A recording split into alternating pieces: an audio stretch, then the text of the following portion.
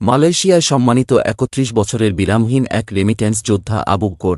বিস্তারিত জানতে ভিডিওটির শেষ পর্যন্ত দেখুন। এক চিলতে সুখের আশায় গত প্রায় ২ যুগেরও বেশি সময় ধরে মালয়েশিয়ায় কর্মরত প্রবীণ আবু বকর। প্রবাস জীবনের দীর্ঘ এই সময়ে একবারের জন্য দেশে যাননি ৭০ বছর বয়সী এ রেমিট্যান্স যোদ্ধা। মালয়েশিয়ার সেলাঙ্গোর রাজ্যের ক্লাং অঞ্চলের একটি শপিং মলে ক্লিনার হিসেবে কাজ করতেন তিনি। বছরের ৩৬৫ দিনের মধ্যে একদিনের জন্যও কাজ থেকে ছুটি না নেওয়া ৩১ বছরের এ যোদ্ধা দেশে ফিরছেন সম্প্রতি। তার বিরামহীন কর্মে মুগ্ধ হয়ে গত বৃহস্পতিবার ১৯ September Klang royal city council তাকে পুরস্কৃত করে। মালয়েশিয়ার পত্রিকা স্টার অনলাইন বাংলাদেশি এ রেমিট্যান্স যোদ্ধার সাথে কথা বলেছিলেন সেদিন।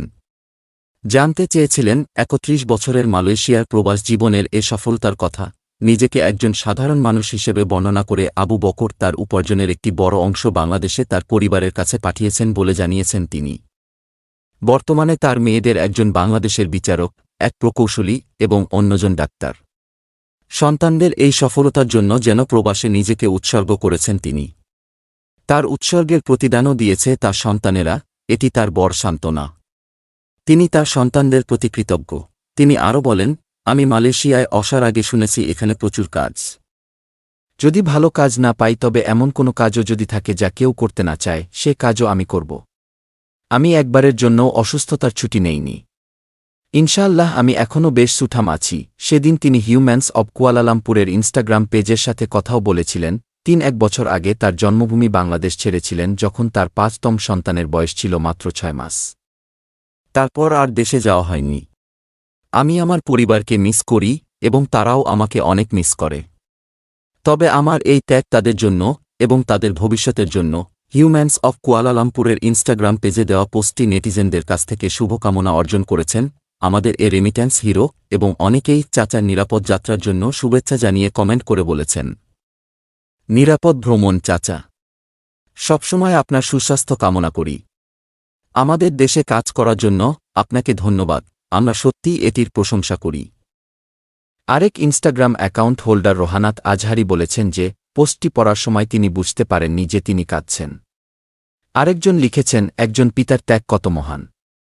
তার সন্তানেরা তার ভালো যত্ন নিন, যেমন তিনি এত বছর আপনাদের জন্য আত্মত্যাগ করেছেন। আসলে প্রবাসীদের জীবন কেমন কাটে?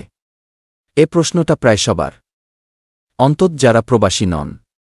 কৌতূহলটা তাদেরই বেশি যাদের স্বজনেরা প্রবাসী। আমজনতার আগ্রহ যে নেই তা নয়, তা ক্ষেত্র বিশেষে। তাদেরও কৌতূহল হয় যখন কোনো প্রবাসী হয়ে ওঠে সেলিব্রিটি, বিদেশে আমরা বাঙালি প্রবাসীরা কেমন আছি। ঘুরিয়ে ফিরিয়ে বললে কিভাবে কাটছে আমাদের জীবন। দেশের অস্থিতিশীল গুমোট রাজনৈতিক পরিবেশের বাইরে থেকে আমরা কি খুব ভালো আছি। দেশ ও স্বজনদের দূরে রেখে আমাদের প্রবাস জীবন কি খুব স্বস্তিতে কাটছে, নাকি সোনার হরিণের পেছনে দৌড়াতে দৌড়াতে আমরাও ক্লান্ত পরিশ্রান্ত। এই প্রশ্নগুলো করার পেছনে অন্য কোনো আয়োচিত উদ্দেশ্য নেই। সুখ দুঃখ আর কষ্টের অনুভূতিগুলো বলার প্রয়াস মাত্র। প্রবাস মানেই কি নিঃসঙ্গতা, একাকিত্ব, নাকি প্রবাস মানেই হাড় ভাঙা পরিশ্রম? কেমন কাটে প্রবাস জীবন? কেউ বলে মলিন নয়তো ফ্যাকাশে, কেউ বলে পানসে, কারো কাছে রোমাঞ্চকর, অতিমাত্রায় স্বাধীনতা, কারো কাছে জীবনের সোনালি অধ্যায়ের যাত্রা শুরু। কেউ ভাবছে এই তো চলছি সোনার হরিণের পেছনে। আবার কেউ ফেলে দীর্ঘনিশ্বাস, যেন কোনো এক নস্টালজিয়ায় আক্রান্ত।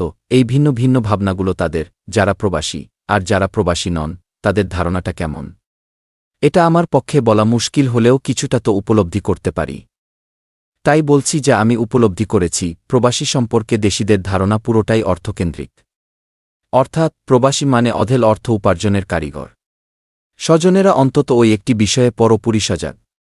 প্রবাসী মানে থাকবে আর্থিক সচ্ছলতা। এই ধারণাটা মোটেই ভুল নয়, কিংবা নতুন কিছু নয়। এটা তো ঠিক বাংলাদেশের সমৃদ্ধ অর্থনীতির চাকা ঘোরানোর চাবিকাঠি তো দীর্ঘকাল ধরেই প্রবাসীদের কাঁধে। বাংলাদেশ ব্যাংক বছর ঘুরে গুনছে $1,000 কোটি বেশি বৈদেশিক মুদ্রা। তাই বুঝতে কারও কষ্ট হয় না, প্রবাসী মানে হাড় ভাঙা পরিশ্রমী একদল খেটে খাওয়া মানুষ। তবে ৩-১ বছরের এ রেমিট্যান্স যোদ্ধার কথায় উঠে এসেছে এসব প্রশ্নোত্তর। তিনি বলেন, আমার প্রয়োজন খুবই সামান্য, উপার্জনের বেশিরভাগ অংশই পরিবারের জন্য পাঠিয়ে দিই। সকালের নাস্তা করে কাজ করতে চলে যাই, আবার ফিরে আসি। পরিবারের সঙ্গে প্রতিদিনই ফোনে কথা হয়, সুযোগ পেলে বিশ্রাম নেই।